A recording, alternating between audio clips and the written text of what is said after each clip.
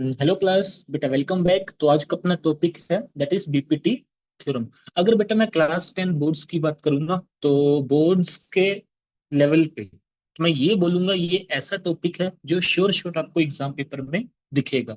या तो बेटा डायरेक्ट इसका प्रूफ आपसे पूछा जा सकता है, तो या बेटा इसके बेसिस पे कुछ questions as it is 3 marks में आराम से पूछा जाएगा। तो इस प्रॉपर्टी को अच्छे से समझना, और उसके बाद बेटा नेक्स्ट वीडियो में इसके बेसिस पे हम क्वेश्चंस भी ट्राई करेंगे। तो अगर बेटा इसकी मैं स्टेटमेंट की बात करूं, तो सबसे पहले इसकी बेटा स्टेटमेंट को अच्छे से याद करना। कई बार ऐसा नहीं आता स्टेटमेंट प्रूफ बीपीटी, समझ गए? कई बार ऐसा आता है, if a line drawn parallel to one side of a triangle to intersect the other two sides at two points, the other two sides are divided in the same ratio. तो इसको मैं हिंदी में कन्वर्ट कर देता हूँ। इसका क्या मतलब है?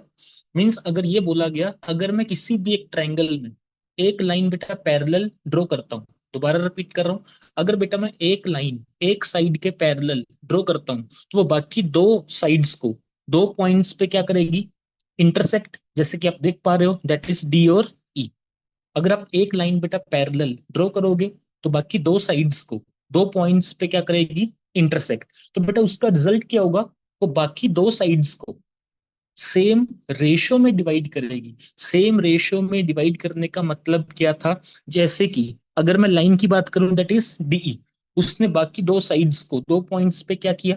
इंटरसेक्ट। तो बेटा उसका रिजल्ट क्या होगा? बाकी दो साइड्स को सेम रेशियो में डिवाइड करेगी। मतलब अपने को क्या प्रूव करना है? That is A D by D B that is equal to A E by E C. Means this we have to prove, that is A D by D B that is equal to A E upon में E सी। समझ गए? ये बेटा इसकी statement थी। इसका proof कैसे होगा आपको मैं बता दूंगा। समझ गए? तो उससे पहले बेटा अपने को ना एक कंसेप्ट और आना चाहिए, जैसे कि how to find the area of the triangle. आप सबने किया होगा क्लास 6 7 में, क्या होता है? Half into base into height. तो बेटा अगर मैं एरिया ऑफ ट्रायंगल की बात करता हूं, तो याद रखना हाइट क्या होती है? That is the perpendicular distance. समझो बेटा एक बार, अगर मैं इस ट्रायंगल की बात करूं, let it be A B और सी। अगर बेटा इस केस में मेरे को बेस सी बी लेट करना है, तो व्हाट इज द हाइट? तो आप सब बोलोगे, अगर बेटा बेस सी बी है, तो इसके अपोजिट में जो वर्टेक्स है, यहां से अगर मैं एक परपेंडिकुलर ड्रॉ करता हूं, that is the height. Very simple. Height क्या होती है? That is the perpendicular distance. But दिक्कत कहां पे आती है? अगर बेटा ट्रायंगल अपने को कुछ ऐसा गिवन हो, बेटा इस केस में अगर आपसे मैं ये पूछूं इसकी बेटा हाइट क्या होगी, तो अब आप क्या बोलोगे? अगर आपको बेटा बेस दोबारा से सीबी लेट करना है, अगर बेटा बेस आपको दोबारा से सीबी लेट करना है, तो हाइट अगेन इसके जो अपोजिट में वर्टेक्स है, वहां से बेटा जब आप परपेंडिकुलर ड्रॉ करोगे, दैट इज द हाइट। समझ गए? बेस बेटा जो भी हो, उसके अपोजिट में जो वर्टेक्स है, वहां से जब आप परपेंडिकुलर ड्रॉ करोगे, दैट इज द हाइट। याद रखना बेटा, हाइट अंदर भी लाई कर सकती है और बाहर भी। हाइट का मतलब क्या होता है? वो जमीन से कितना ऊपर है, वो ग्राउंड लेवल से कितना ऊपर है। समझ गए? तो इसी का बेटा कंसेप्ट का यूज हम इस प्रॉपर्टी में करेंगे। और बेटा देखो कैसे, आपको ये तो पता लग गया। इसको प्रूव कैसे करोगे? With the help of area of the triangle. तो बेटा क्या होता है? Half into base into height. तो बेटा अब अपने को ये देखना है बेस किसको लेट करें, व्हाट इज द हाइट। तो सिंपल सी बात है, जो बेटा रिजल्ट है उसको अच्छे से बस देख लो। क्या था? A D by D B that is equal to A E upon में ई सी। बेटा याद रखना, ये जो आपको चार लेंथ दिख रही है, ये जो आपको बेटा चार लेंथ दिख रही है, एडी, डीबी, एई और ईसी, तो बेटा इन्हीं को अपने को बेसलेट करना है बस। इन्हीं को बेटा अपने को बेसलेट करना है एक एक बार। तो याद रखना, अगर इनको बेसलेट करना है, तो हाइट तो आप बता दोगे। हाइट क्या होती है? That is the perpendicular distance. अब बेटा ये बताओ, अगर आपको एडी को बेस लेट करना है, मींस अगर बेटा एडी बेस है, तो ट्रायंगल कौन सा चूज करोगे? अरे सीधी सी बात है, अगर एडी आपका बेस है, तो ट्रायंगल कौन सा चूज करोगे? दैट इज ए डी और ई। समझ गए? ट्रायंगल कौन सा चूज करोगे? ए डी ई। तो उसका बेटा एरिया क्या होगा? Half into base. अरे बेस तो सिंपल है ना, इन्हीं को लेना है। समझ गए? बेस आपका बेटा एडी, तो height will be that is E F. AD पे जो आपने बेटा परपेंडिकुलर ड्रॉ किया। स्टार्ट करें। देखो बेटा, अगर मैं बेटा स्टार्ट करूं इसका प्रूफ, हाँ, प्रूफ स्टार्ट करने से पहले बेटा कंस्ट्रक्शन को याद रखना। कंस्ट्रक्शन आपको ड्रॉ करनी पड़ेगी। Means join BE, join CD, और उसके बाद बेटा ई से एक परपेंडिकुलर ड्रॉ करो कहाँ पे, एडी के ऊपर, और डी से बेटा एक परपेंडिकुलर ड्रॉ करो एई के ऊपर। समझ गए? प्रूफ कैसे स्टार्ट होगा देखो।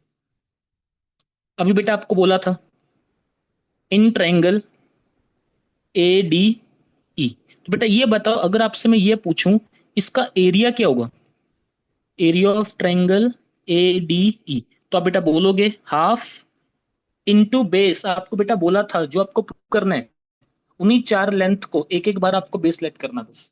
तो बेस क्या होगा बेटा, दैट इज एडी। अगर बेटा एडी आपका बेस है तो ये बताओ हाइट क्या होती है अपोजिट वर्टेक्स से जब हम परपेंडिकुलर ड्रॉ करें, दैट इज ईएफ। समझ गए? Late it B first equation. अब बेटा ये बताओ, ऐसा ट्रायंगल मेरे को बताओ अब मैं जिसमें बेटा बीडी को बेस मान सकूं। अब बेटा अपने को बीडी को बेस लेट करना है, और इतना याद रखना, लेफ्ट हैंड साइड के केस में बेटा दोनों के केस में हाइट आपकी सेम रहेगी, दैट इज ईएफ। दोनों के केस में बेटा हाइट आपकी सेम रहेगी, दैट इज ईएफ। समझ गए? तो ये बताओ, अगर बेटा बीडी को आपको बेस लेट करना है, हाइट विल बी बेटा इसके अपोजिट में जो वर्टेक्स होगा दैट इज ई, वहां से जब आप परपेंडिकुलर ड्रॉ करोगे दैट इज द हाइट। समझ गए? उसके बाद आओ देखे कैसे होगा। देखो, अब बेटा ऐसा ट्रायंगल अभी हमने बात की थी जिसमें मैं बीडी को बेस मान सकूं, तो वो बेटा ट्रायंगल कौन सा होगा, वो बेटा ट्रायंगल आपका कौन सा होगा जल्दी बताओ, दैट इज बी डी और ई। इस केस में बेटा हाइट क्या होगी, अगेन बेटा ई एफ बोला था, हाइट बेटा ट्रायंगल के बाहर भी हो सकती है। तो देखो बेटा, इन ट्रायंगल बी डी और ई, आगे देखो बेटा इसका एरिया आप कैसे निकालोगे, that is area of triangle A D और सॉरी, ए डी तो बेटा हमने पहले निकाल दिया ना। इसमें क्या आएगा बेटा, area of triangle B D और ई। अगेन बेटा क्या होगा, half into base that is B D. समझ गए? हाफ इनटू बेस इनटू बेटा height that is E F. Let it be second equation. अब बेटा ये बताओ, सीधी सी बात है, आपको क्या चाहिए, एडी बाय डीबी। बेटा एडी बाय डीबी कैसे मिलेगा, एडी बाय डीबी कैसे मिलेगा, जब बेटा आप दोनों इक्वेशन को क्या करोगे, डिवाइड करोगे। तो वही मैं कर रहा हूं। इस केस में क्या लिखोगे आप, that is divide first equation by second equation. अगर बेटा दोनों को आप डिवाइड करोगे तो ऊपर आएगा area of triangle A D E upon में बताओ area of triangle B D E, किसके बराबर होगा ये सोचो बेटा।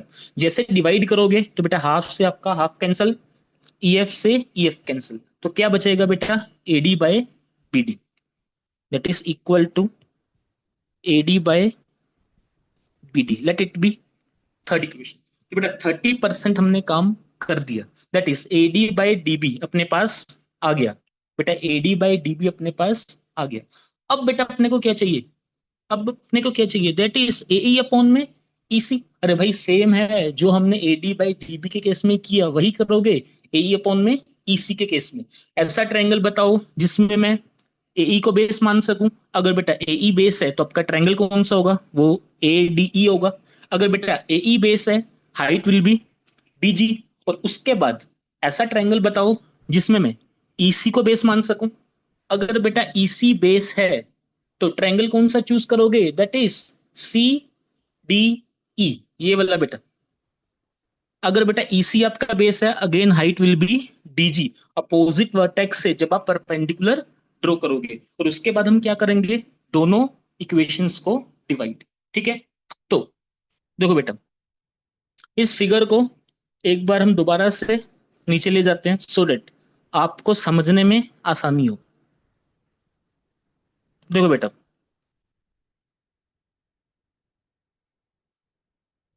अब बेटा ये बताओ, ऐसा ट्रायंगल जिसमें मैं ए को बेस मान सकूं, अब वो सेम होगा that is in triangle A D ई, बस आपका बेस अब चेंज होगा। तो ये बताओ बेटा इसका एरिया क्या होगा? Area of triangle A D E that is half into base into बेटा height, let it be fourth equation. समझ गए? अब बेटा वापिस से ऐसा ट्रायंगल मेरे को बताओ जिसमें मैं ईसी को बेस मान सकूं, तो वो आपका बेटा ट्रायंगल कौन सा होगा? CE D. The in triangle C E और डी। बेटा ये बताओ, अगर मैं इसके एरिया की बात करूं, area of triangle CE D that is half into base. अब बेटा बेस आपका क्या होगा? That is EC, half into base into into बेटा हाइट। अगर बेटा ईसी आपका बेस है तो हाइट आपकी क्या रहेगी बेटा? That is DG. समझ गए? Late it B fifth equation. अब बेटा आपको क्या चाहिए था, जल्दी बताओ। क्वेश्चन में क्या प्रूव करना था? AD by DB equal to AE upon में ईसी चाहिए मेरे को। वो कैसे मिलेगा? जब बेटा दोनों इक्वेशन को आप डिवाइड करोगे। तो लो भैया डिवाइड करते हैं।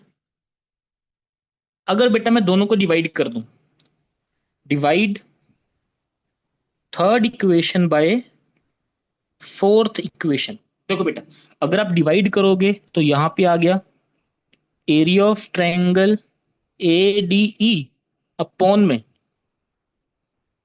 Area of triangle C E और डी। किसके बराबर होगा? जैसे बेटा डिवाइड करोगे तो हाफ से आपका हाफ कैंसिल, डीजी से डीजी कैंसिल, तो क्या बचेगा ये बता दो। That is A E upon में E C. Let it be sixth equation. समझ गए? अब बेटा क्या प्रूव करना था ये बताओ। That is A D by B D. क्या प्रूव करना था? That is A D by B D किसके बराबर आ जाए? A E by E C.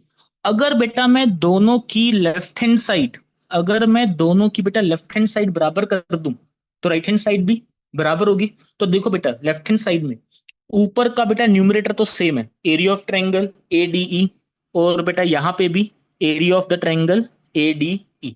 But बेटा दोनों का जो डिनोमिनेटर है वो बेटा डिफरेंट है। ऊपर क्या है? Area of triangle B D E, और नीचे बेटा क्या था? Area of triangle CE D. अगर बेटा कुछ करके मैं दोनों का डिनोमिनेटर सेम कर दूं तो उससे क्या होगा? लेफ्ट हैंड साइड बराबर। अगर बेटा लेफ्ट हैंड साइड बराबर तो राइट हैंड साइड भी बराबर। देखो बेटा अगर मैं डायग्राम की बात करूँ ना, इसमें अब शेड करते हैं। देखो बेटा एक तो ट्रायंगल अपना था ये वाला, दैट इज बी डी और ई, देख पा रहे हो? बी डी और ई, मेरा मेन काम क्या था बेटा? डिनोमिनेटर को सेम करना, डिनोमिनेटर को सेम करना, बिकॉज न्यूमिनेटर तो सेम है। अगर बेटा डिनोमिनेटर आपका सेम हो गया तो लेफ्ट हैंड साइड बराबर, लेफ्ट हैंड साइड बराबर तो राइट हैंड साइड भी बराबर। चलो ऊपर क्या था? Area of triangle B D E. और अगर मैं सिक्स्थ इक्वेशन की बात करूं, इसमें कौन सा ट्रायंगल था? That is C E D. तो देखो बेटा दूसरा था ये वाला, that is C E D. समझ गए? अब बेटा ये बताओ क्या मैं इन दो ट्रायंगल्स का जो एरिया है उसको इक्वल कर सकता हूं? बेटा क्लास नाइन्थ में ना एक कंसेप्ट था, शायद आपने स्कूल में नहीं किया होगा वो, बिकॉज उसको ना एनसीईआरटी ने सिलेबस से कट ऑफ कर दिया था। बट फिर भी आपको मैं अभी बता देता हूँ वो कंसेप्ट क्या था। अगर बेटा दो ट्रायंगल्स का बेस सेम हो, two triangles with the same base and between the same parallel lines, इसका क्या मतलब है? अगर बेटा दो ट्रायंगल्स का बेस सेम हो, जैसे इस केस में दोनों का बेस बेटा डीई, अगर दो ट्रायंगल्स का बेटा बेस सेम हो और दोनों ट्रायंगल्स सेम पैरेलल लाइंस के अंदर फॉर्म हो, तो उन दोनों ट्रायंगल्स का बेटा एरिया क्या होता है? इक्वल। तो याद रखना, triangles on the same base and between the same parallel lines are equal in area. उनका बेटा एरिया हमेशा क्या होता है? इक्वल। तो आपको यही बस एक कंसेप्ट लिखना है, प्रूव आपको नहीं करना। अगर दो ट्रायंगल्स का बेटा बेस सेम हो तो, और दो सेम पैरेलल लाइंस के अंदर फॉर्म हो, उनका बेटा एरिया भी क्या होता है? इक्वल। तो लास्ट में बेटा वही लिख रहा हूं मैं, that is area of triangle पहला क्या था बेटा, बी डी ई, किसके बराबर होगा बेटा, that is area of triangle. दूसरा ट्रायंगल कौन सा था जल्दी बताओ, दैट इज सीई डी। समझ गए। इस केस में बेटा रीजन आप लिख देना, triangles on the same base, triangles on same base and between same parallel lines are equal in area। समझ गए। Triangles on the same base and between the same parallel lines are equal in area. लो भैया, ये आपका था main, इसको याद रखना। Triangles on the same base and between the same parallel lines are equal in area, let it be seventh equation. बेटा याद करो, अब तीन इक्वेशंस की बात कर रहा हूं, इक्वेशन थर्ड, इक्वेशन सिक्स और इक्वेशन सेवेंथ। यहां पे बेटा लिख देता हूं पहले, from third equation, sixth equation and बेटा सेवेंथ इक्वेशन। अच्छे से देखो बेटा, थर्ड इक्वेशन कहां थी, this one, area of triangle ADE upon में एरिया ऑफ ट्रायंगल बीडीई किसके बराबर था, एडी अपॉन में बीडी। अगर मैं सिक्स्थ की बात करूं तो area of triangle ADE upon में एरिया ऑफ ट्रायंगल सीईडी किसके बराबर था, एई अपॉन में ईसी। आपको बेटा बोला था अगर मैं दोनों की लेफ्ट हैंड साइड बराबर कर दूं तो राइट हैंड साइड भी इक्वल होगी। तो बेटा हमने दोनों की लेफ्ट हैंड साइड को इक्वल कर दिया, बिकॉज न्यूमरेटर सेम था, डिनोमिनेटर हमने इक्वल प्रूव कर दिया। अगर दोनों की लेफ्ट हैंड साइड इक्वल तो राइट हैंड साइड भी इक्वल। समझ गए। तो यहां से बेटा डायरेक्ट आप उस रिजल्ट को लिख सकते हो, from third equation, sixth equation and seventh equation we get AD upon में DB that is equal to AE upon में ईसी। बेटा ये था अपना सिंपल सा प्रूफ, बस इसको याद रखना। और ये बेटा बोर्ड्स में आप ये मानो 90% चांस है भी आपको दिखेगा क्वेश्चन, क्योंकि हर बार तो आता ही है, क्वेश्चन नहीं आएगा तो थ्योरम आ जाएगी, थ्योरम नहीं आएगा तो क्वेश्चन आ जाएगा। बेटा अगर आपको वीडियो अच्छा लगा हो तो इसको लाइक कर दो, और आगे बेटा हम इसी के बेस कुछ क्वेश्चंस करेंगे। और अब बेटा 4 महीने हैं बस बोर्ड्स में, तो मेरा जो रोल है, तो मैं यही चाहता हूँ अच्छे से मैं इंपॉर्टेंट टॉपिक्स कवर कर दूं, तो सो दैट आपको भी हेल्प मिले। तो ठीक है बच्चों, मिलते हैं अगली क्लास में।